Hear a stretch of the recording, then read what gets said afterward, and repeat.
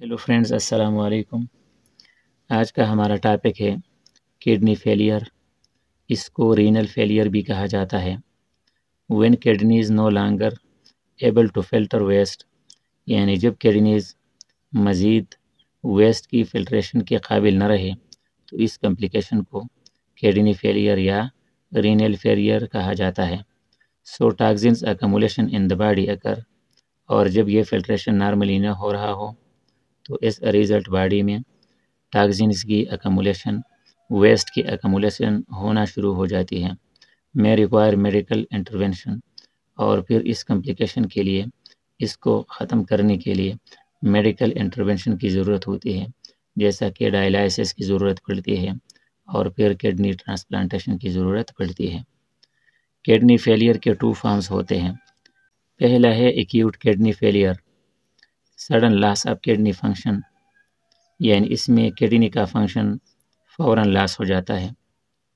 इसके साइन और सिम्टम्स में सबसे पहले एडिमा है, जिसको स्वेलिंग कहते हैं, यानी हाथ पाँव में स्वेलिंग या सोजन हो जाता है, या बॉडी के मुख्तलिफ और हिस्सों में भी ये सोजन या स्वेलिंग आकर हो सकता है। डिक्रीज़ यूरिन आउटपुट, यूरिन की आउटपुट बहुत कम हो जाती है। सीजर्स होते हैं, झटके जिस तरह आते हैं बंदे पे। कोमा होता है, बेहोशी, और कन्फ्यूजन होता है, बंदा कन्फ्यूज होता है। हाई ब्लड प्रेशर होता है इसमें। फिर इसके काजेस एक्यूट किडनी फेलियर के, पहले है डिहाइड्रेशन, जब पानी की मकदार बहुत कम यूज़ की जा रही हो।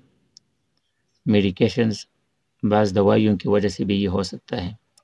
इन्फेक्शंस की वजह से भी होता है, और ऑटो इम्यून डिजीज़ की वजह से भी होता है कि बॉडी में ऐसी डिजीज़ हो जो कि अपने बॉडी के हेल्थ के दुश्मन बन जाए, यानी बॉडी का अपना इम्यून सिस्टम बॉडी के अगेंस्ट चला जाए, तो इसको ऑटो इम्यून डिजीज़ कहते हैं।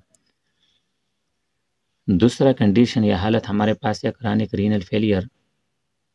क्रॉनिक रीनल फेलियर में gradual loss of kidney function होता है। किडनी का फंक्शन आराम आराम से आहिस्ता आहिस्ता लॉस हो जाता है। और क्रॉनिक रीनल फेलियर के जो रिजल्ट्स होते हैं वो ESRD होता है, यानी and stage renal disease, and stage renal disease.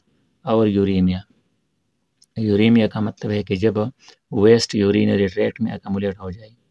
तो जब क्रॉनिक रीनल फेलियर होता है तो इसके रिजल्ट्स ये दोनों फिर आखिर में ऐसा रिजल्ट ये बन जाते हैं।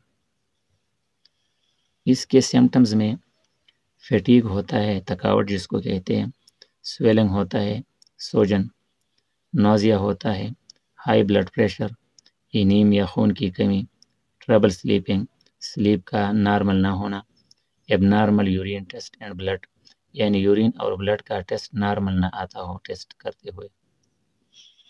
फिर काजेज़ हैं डायबिटीज़, हाई ब्लड प्रेशर जिसको हाइपरटेंशन भी कहते हैं, और किडनी इन्फेक्शंस, ये है इसके काजेज़।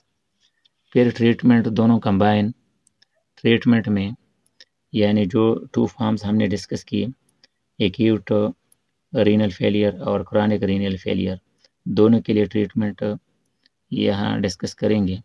मेडिकेशंस होते हैं दवाई के ज़रिए, डायलिसिस के ज़रिए, कंट्रोल डायबिटीज़, कंट्रोल हाइपरटेंशन, लेकिन ये डायलिसिस एक्यूट के लिए ज़्यादा यूज़ किया जाता है, और ये जो क्रॉनिक कंडीशन होता है उसके लिए ये बाकी यूज़ किए जाते हैं।